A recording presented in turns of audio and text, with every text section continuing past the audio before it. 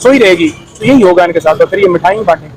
जो कहता था कि मैं अदालतों को फेस करता रहा, मैं मुकदमात भुगतता रहा, उसका बयानिया अब कौम के सामने जो है वो एक्सपोज हो चुका है कि वो अदालत से 4 हफ्ते की छुट्टी लेकर गया था और 4 साल वो लगाकर वापस अदालतों के और सारी सरकार को इस्तेमाल करके उनके कंधों पर बैठ के सहूलतकारी करके वो वापस जो है वो आ रहा है। वो आ नहीं सकता था क्योंकि उसे पता था कि मेरे केसेस हैं, और उसने तरामीम इसलिए करवाई थी हुकूमत के दरमियान कि उनके केसेस खत्म हो जाए। अब उन्होंने देखा कि अब लेवल प्लेइंग फील्ड जो है उनके लिए सेट हो चुकी है, मैच जो है वो सच चुका है। इमरान खान जिसने उनका जो है वो उनको नंगा किया था, वो इस वक्त जो है वो जेल में है। तो लिहाजा अब तो बाकी सारे जितने हैं वो खामोशी से हमारे वेलकम के लिए कोई बात नहीं करेंगे, हमारे ऊपर कोई क्रिटिसाइज नहीं करेंगे। तो वो आ रहा है, लेकिन बात ये है कि वो आए, हम तो पहले भी नहीं कह रहे थे, वो आज ही नहीं रहा था कि उन्हें कौम का सामना करने पड़ना था।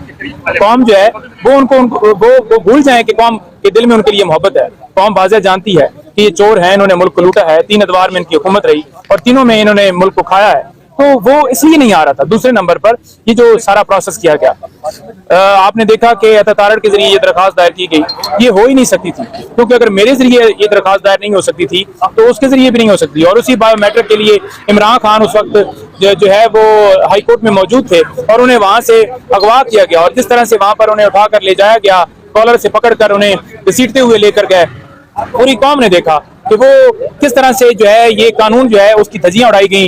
एक इंटरनेशनल लीडर जिसने मुस्लिम उम्मा का मुकदमा लड़ा, जिसने नमूस रसालत का मुकदमा लड़ा, जिसने मुल्क के अंदर जिसकी तारीख बड़ी पड़ी है कि उसने रफ़ाए आमा के काम की और मुल्क की खदमात की, उसको एक झूठे केस में अंदर डाल दिया गया है। और दूसरी तरफ आप देख लें कि सहूलतकारी दी जा रही है और एक तरफ उसकी जमानत के ऊपर फैसले महफूज है। आप ये बताइए, जब तक ये कौम यूं ही सोई रहेगी तो यही होगा इनके साथ। और फिर ये मिठाई बांटेंगे। एक तरफ हमने देखा था कि यही अदालत थी, यही कोर्ट थी और यही जजेस थे, और कहा जाता था कि इमरान खान को स्ट्रेचर पे लाया जाए तभी जमानत मिलेगी और एम्बुलेंस में लाया जाए फिर जमानत मिलेगी। आज एक मुलजिम मुजरिम एब्सकॉन्डर कन्विक्टेड वो शख्स आया भी नहीं है, उसकी और वारंट भी उनके जो है गिरफ्तारी के वो मुअत्तल किए गए हैं, जमानत भी मिल गई है। तो ये अदालतों का दोहरा मेयार जो है वो कब तक रहेगा? देखिए, बात यह है कि नवाज शरीफ जो है वो आए बगैर उसकी बायोमेट्रिक होना जरूरी थी, जो कि इस्लामाबाद हाई कोर्ट ने स्पेशल यहाँ पर एक कानून बनाया हुआ है, उन्होंने एक प्रोसीजर बनाया हुआ है कि जो बंदा भी जमानत दायर करेगा या केस दायर करेगा वो खुद आएगा, बायोमेट्रिक करेगा।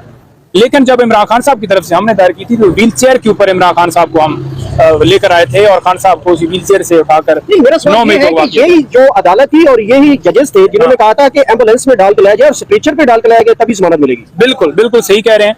और दूसरी तरफ आप देख लें कि बाहर से बंदा जो है बटन दबाता है, इधर से जमानत मिल जाती है, और बटन दबाया बाहर से उसने है, लेकिन यहाँ पर पूरी सहूलतकारी की, पूरा मैच जो है वो बनाया गया, ग्राउंड बनाया गया, लेवल प्लेइंग फील्ड वो क्या कहते हैं, जिसमें ग्राउंड के अंदर वो मैच भी खुद खेल रहे हैं, वो फील्डिंग भी खुद कर रहे हैं, बॉलिंग भी खुद कर रहे हैं, तो फिर मैच तो उन्होंने जीतना ही है ना जी।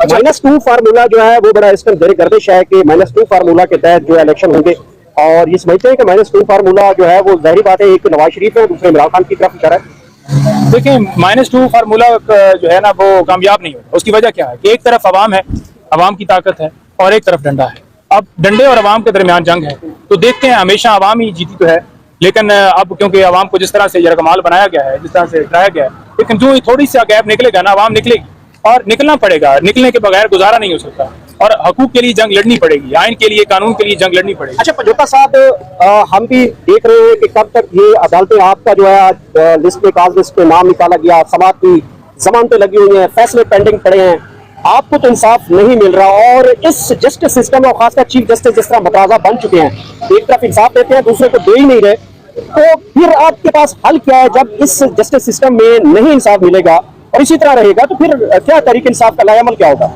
देखिए, एक तरफ इंसाफ नहीं दिए जा रहा, एक तरफ कानून की धज्जियां उड़ाई जा रही हैं, आइन को पामाल किया जा रहा है, और दूसरी तरफ इंसाफ का कत्ल हो रहा है। ये जुमला बनता है, इंसाफ नहीं दिया जा रहा, ये जुमला गलत है। एक तरफ कानून का कत्ल है और दूसरी तरफ सहूलतकारी है।